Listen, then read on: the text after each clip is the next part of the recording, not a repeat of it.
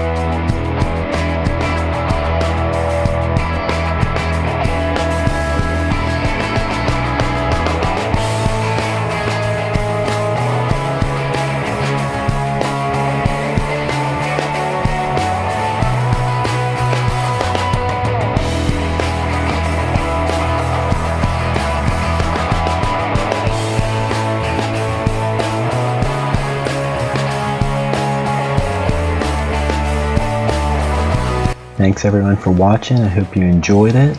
If you want to give this video a thumbs up, I'd appreciate it. Also, if you haven't seen the earlier videos in this series, put a link to the playlist so you can check them out. And don't forget to subscribe if you want to see how the whole guitar turns out. That's just about it for this video though, so I'll see you next time.